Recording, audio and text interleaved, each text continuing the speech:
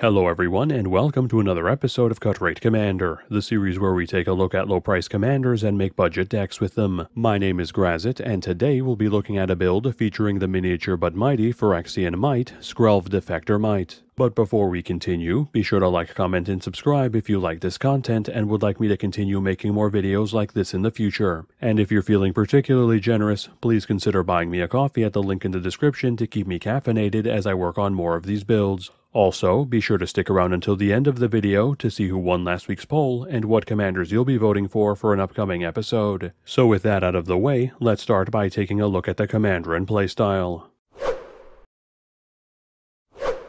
Skrelv Defector Mite is a 1/1 Phyrexia Mite with Toxic 1 that costs a white, can't block, and has the following ability. We can pay a Phyrexian White, tap him, and choose a color. When we do, another target creature we control gains Toxic 1 and Hexproof against the chosen color until the end of the turn, in addition to not being able to be blocked by creatures of the chosen color that turn as well. Breaking down his core stats, Skrelv possesses a very low-to-the-ground CMC, a typical stat block for his cost, in addition to Toxic 1 to enable him to spread poison counters but not being able to block as a downside, and an ability that both allows him to cheaply protect other creatures from targeting to keep them alive, and grant them evasion and the ability to inflict poison counters to make them deadlier. Taking a closer look at this ability, we can immediately see similarities between it and that of Giver of Runes, as both allow us to protect our creatures from a certain color at instant speed, prevent our opponents from being able to target our creatures, and make our creatures evasive against the color of our choice until the end of the turn. Additionally, it should be noted that Skrelv suffers from the same weakness as Giver of Runes, as neither of them are able to use their abilities to protect themselves, leaving us to rely on other means to keep them alive against our opponent's removal attempts.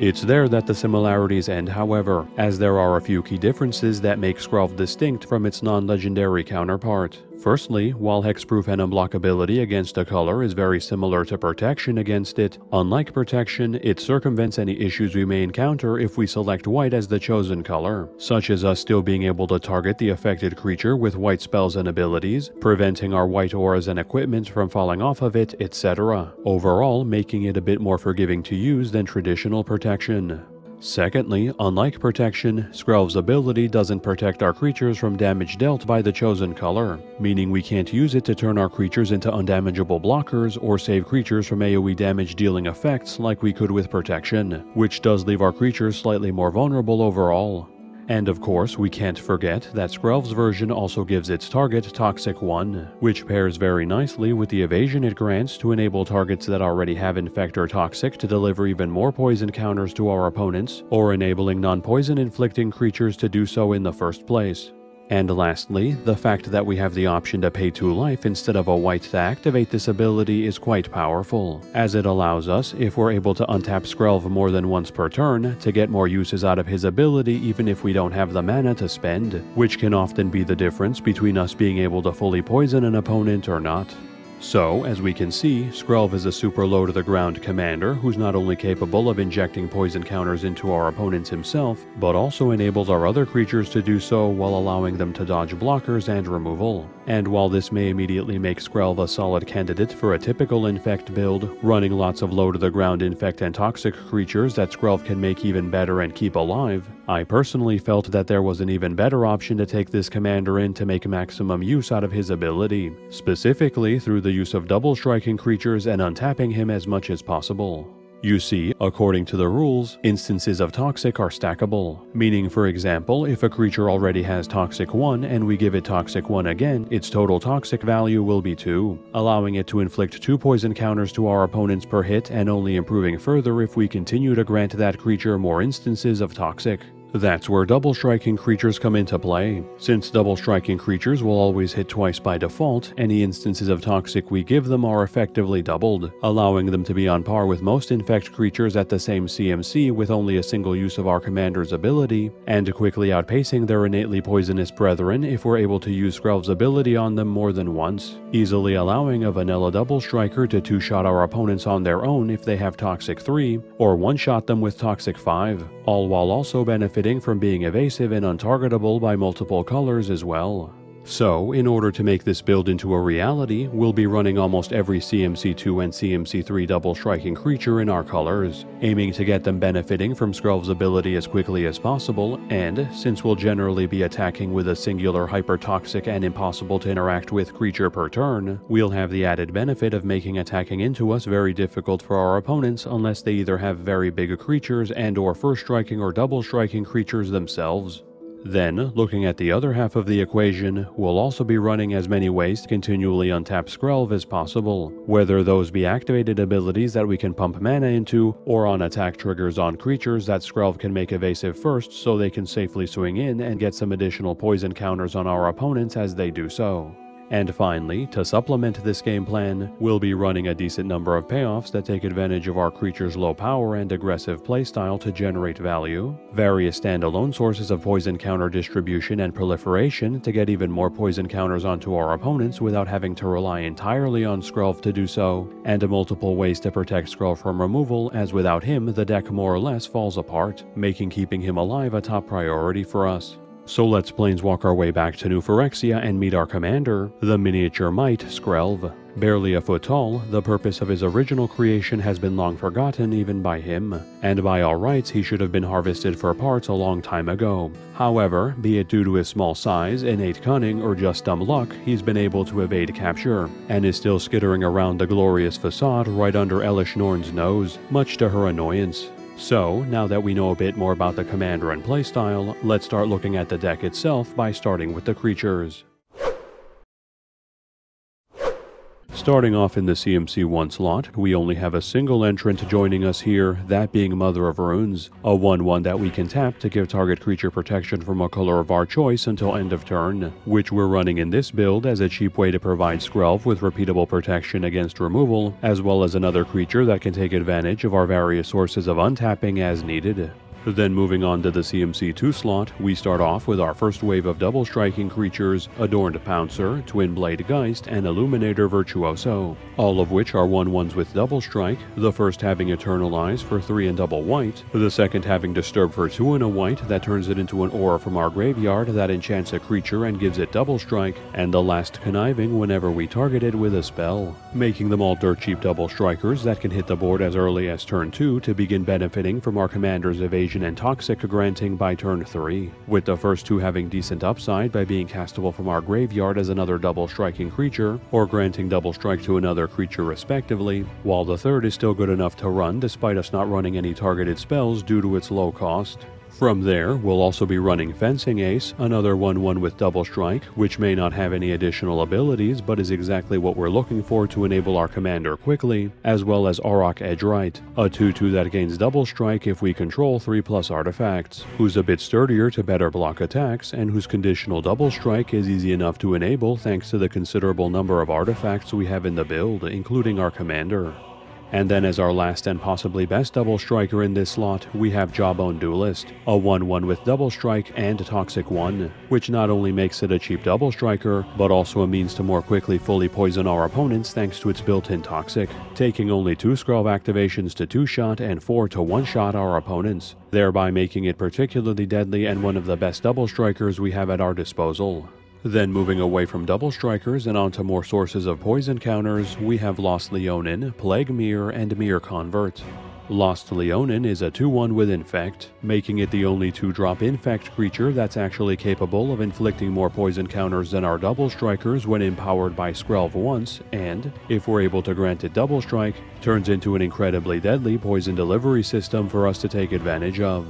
Plague Mirror is a 1/1 with Infect we can tap for our colorless, and Mirror Convert is a 2/1 with Toxic 1 that we can tap and pay 2 life to generate a mana of any color, both serving as solid mana dorks to help improve our mana base, that are also easily capable of spreading poison counters in the early game before blockers are properly set up, making our double striker's job that much easier to fully poison our opponents. And then as a piece of poison counter support, we have Grateful Apparition, a 1/1 flyer that, whenever it deals combat damage to a player or planeswalker, proliferates, allowing us to reliably spread our poison thanks to its built-in evasion, and, if granted a double strike, can be used in conjunction with Skrelv to deal its toxic value +1 twice to its primary target, and give 2 more poison counters to everyone else at the table that has one already to speed up the game considerably. Then briefly switching gears to protection as we near the end of this slot, we have Metallurgian, a 1/2 that lets us pay a white and tap it to regenerate target artifact, which of course we're primarily running to keep Skrelv alive cheaply and repeatedly, but is also a great way to protect the artifacts we'll be using to untap Skrelv in case our opponents decide to go after them instead. And finally, Zenith Chronicler closes out this slot, being a 3/1 that, whenever a player casts their first multicolored spell each turn, has each other player draw a card, serving as a very cheap source of passive card advantage that drops early and is easily procced by non-monocolored decks to draw us a decent number of cards per rotation, which may be symmetrical, but we can generally make better use of those cards than our opponents since our deck's average CMC is very low. It's then on to the CMC 3 slot and the main bulk of our double striking creatures, which we'll cover beginning with the smallest and working our way up. Starting with our 1/1 creatures with double strike, we have Avian Sunstriker and Skyhunter Skirmisher, both of which have flying, and the former having Megamorph for 4 and a white, their non-color based evasion being useful to us in the event we come across colorless blockers that Skrelv can't help us bypass, Blink Dog, which lets us pay 3 and a white to phase it out, which can be situationally useful to have it avoid removal and wipes, Siege Striker, which, whenever it attacks, lets us tap any number of untapped creatures we control to give it +1/+1 until end of turn for each creature tapped this way, making it a decent plan B if Skrelv is dealt with and we need to deal damage to our opponents the old-fashioned way, and Ghostblade Eidolon, who has Bestow for 5 and a white, which lets us cast it as an aura to give the enchanted creature +1/+1 and double strike, which works well in the early game as a vanilla double striker, or in the late game as a means to provide a double strike to another creature that lacks it to make it even deadlier.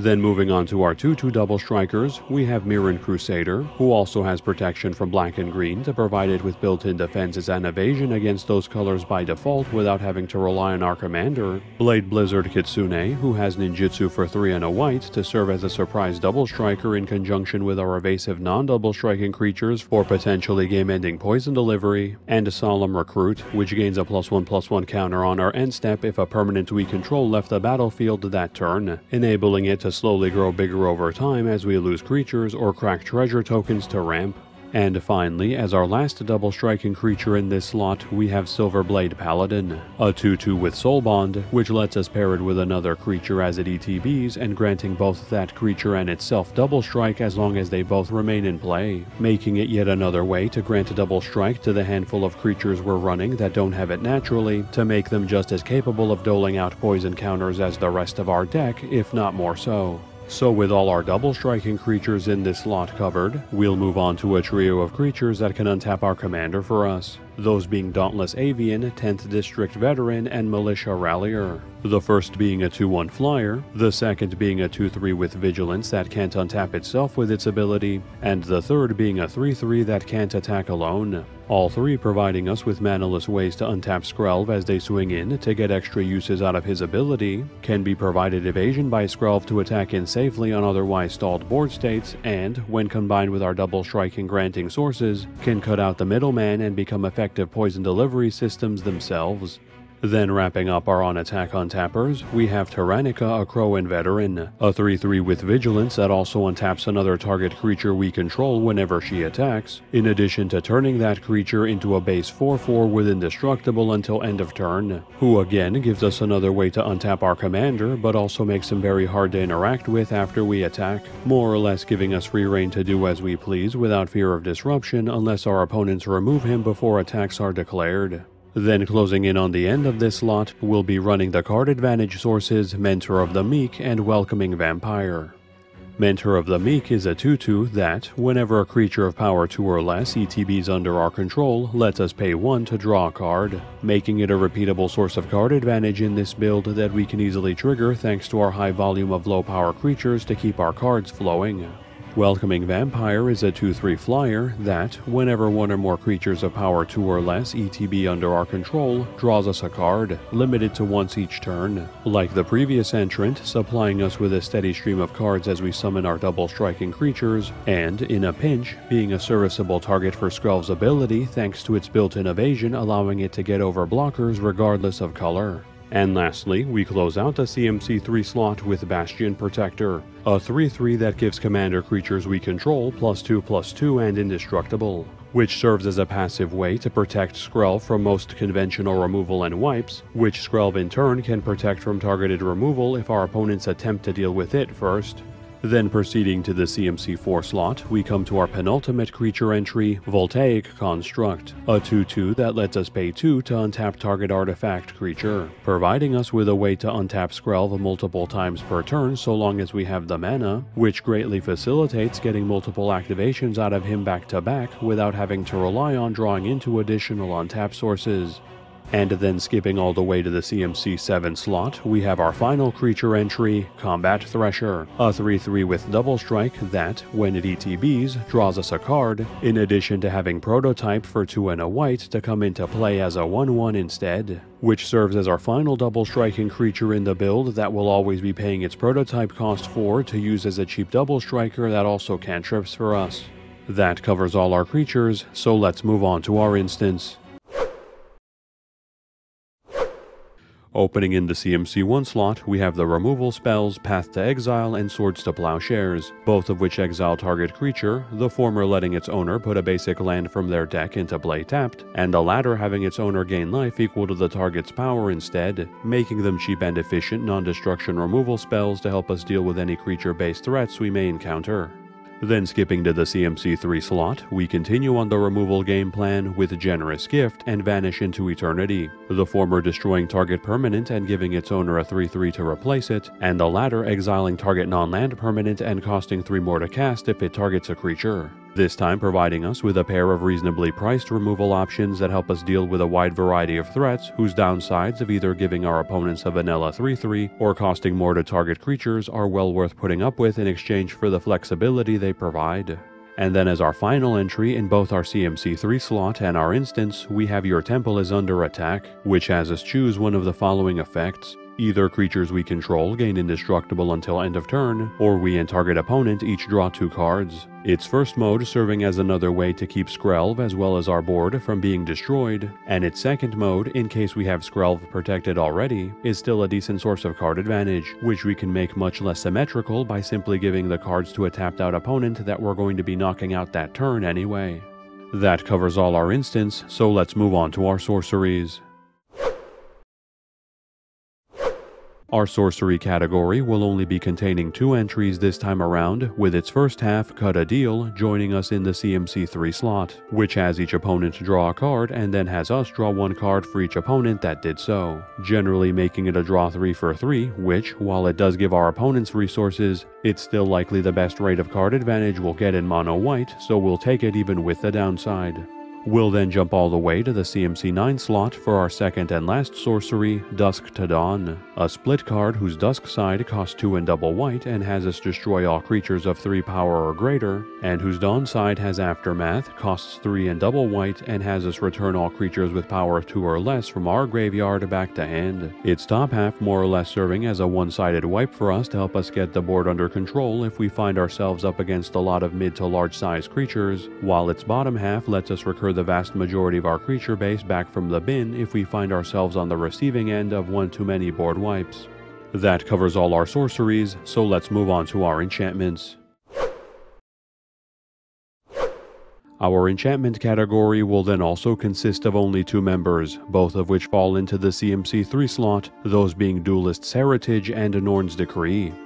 Duelist's Heritage, on each combat phase, lets us grant target attacking creature double strike until end of turn, making it yet another way to turn our non-double striking creatures into double strikers, and, if we feel like getting political, serving as a way to incentivize our opponents to aim their biggest threats away from us by granting them double strike if they swing elsewhere. Norn's Decree, whenever 1 or more creatures an opponent controls deals combat damage to us, has that opponent gain a poison counter, and, whenever a player attacks, if 1 or more of the players being attacked are poisoned, the attacking player draws a card. Its first half more or less costing our opponents 1/10 of their life if they want to swing into us, while the symmetrical draw it provides helps incentivize other players to swing away from us while we concentrate on already poisoned players and generate card advantage while doing so.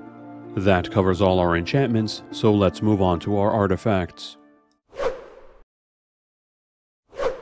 Beginning in the CMC1 slot, we open with the ramp sources Soul Ring and Wayfarer's Bauble, the former tapping for 2 colorless and the latter letting us pay 2, tap it and sack it to put a basic land from our deck into play tapped, each providing cheap and efficient ramp to help speed up our mana base. We'll then also be running Prying Blade as an additional source of ramp, being an equipment that equips for 2, gives the equipped creature +1/+0, and, whenever the equipped creature deals combat damage to a player, creates a treasure token, which works very well in conjunction with Skrelv and our double striking creatures to generate 2 treasures a turn as they crack in while bypassing blockers to inflict their poison. And speaking of poison, we'll also be running Prosthetic Injector, another equipment that equips for 1 and grants the equipped creature +0/+2 and a toxic 1, which again synergizes perfectly with our game plan by requiring less Skrelv activations to allow our double strikers to fully poison our opponents. And then as our last entries in the CMC1 slot, we have Voltaic Key and Manifold Key, both of which let us pay 1 and tap them to untap target artifact, with the latter being unable to untap itself, but letting us pay 3 and tap it to make target creature unblockable until end of turn to compensate, both providing dirt cheap ways to get extra uses out of Skrelv turn after turn, with the latter also providing true evasion on the off chance that we need to bypass colorless blockers.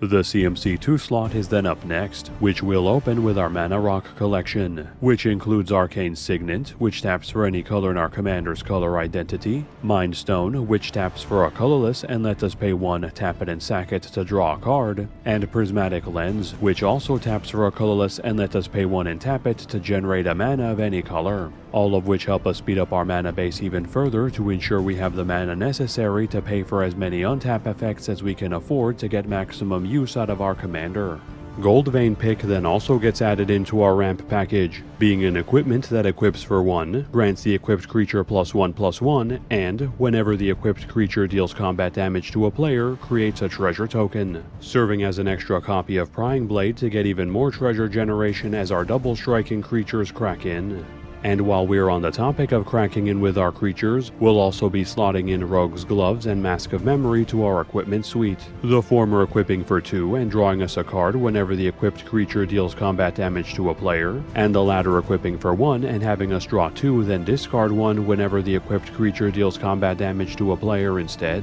both of which turn our double striking creatures into repeatable sources of card advantage as we swing in with them turn after turn. From there, we'll be staying on the equipment game plan but pivoting from value to protection by running Swiftfoot Boots, Mask of Avacyn, and Mirror Shield, all of which give the equipped creature hexproof, the first equipping for 1 and also giving it haste, the second equipping for 3 and also giving the equipped creature +1/+2, and the third giving the equipped creature +0/+2 and having it destroy any creature with Death Touch that either blocks or is blocked by it, giving us a solid suite of cheap passive spot removal protection to keep Skrelv alive and activating his ability for as long as possible, which we'll definitely need once our opponents start gunning for him. And then as our last entrant in this slot, we have Contagion Clasp, which puts a -1/-1 counter on target creature when it ETBs, and lets us pay 4 and tap it to proliferate, primarily serving as a plan B if our toxic creatures aren't quite enough to finish off our opponents in the late game by multiplying our opponent's counters without having to swing into them.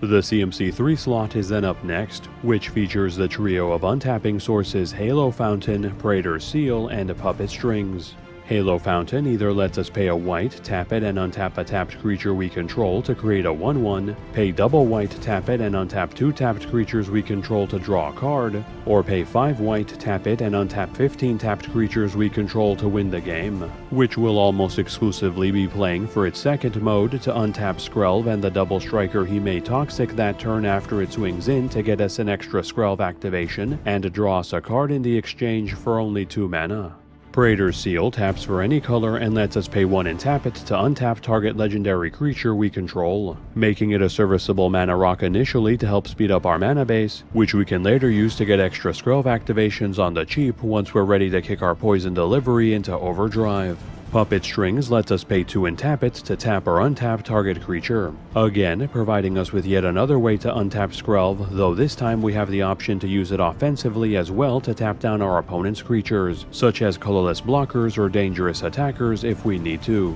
Staff of Domination will then also be slotted in as another way to untap Skrelv, which lets us pay 1 to untap it, pay 2 and tap it to gain 1 life, pay 3 and tap it to untap target creature, pay 4 and tap it to tap target creature, and pay 5 and tap it to draw a card, allowing us to untap Skrelv then itself for 4 mana a pop, which is not the best rate but is repeatable, while its other modes provide decent utility as needed. In a similar vein, we'll also be running Rings of Bright Hearth, which, whenever we activate a non-mana ability, lets us pay 2 to copy it, letting us choose new targets for the copy, which may not directly untap Skrelv, but does get extra activations out of him for only 2 mana, and that's on top of also getting us extra activations out of all our activated abilities that untap Skrelv to potentially double the number of times we can untap him per turn so long as we have the mana. And then as our last entrant in this slot, we have Glistening Sphere, which comes into play tapped, proliferates when it ETBs, taps for any 1 color, and if an opponent has 3 or more poison counters, we can tap for 3 mana of any 1 color instead, making it a superb mana rock that we can get online as quickly as turn 3 by swinging in with a CMC2 Toxic 1 Double Striker, then proliferating those poison counters as it comes down. And finally, reaching the CMC4 slot and the end of our artifacts, we have Clock of Omens and Grafted Exoskeleton. Clock of Omens lets us tap 2 untapped artifacts we control to untap target artifact, providing us with a manaless way to continually untap Skrelv, which this build can make very good use of thanks to our large number of artifacts. Grafted Exoskeleton is an equipment that equips for 2, grants the equipped creature +2/+2 and infect, and if it becomes unattached from a permanent, has a sacrifice that permanent, resulting in it being an exceptionally dangerous piece of equipment in the hand of our double strikers, who will be able to inflict at least 6 poison counters when they connect while this is equipped, and that's even before our commander uses his ability on them, thereby making it an excellent way for us to quickly eliminate players. That covers all our artifacts, and since we have no planeswalkers in this build, we'll move straight into our land base.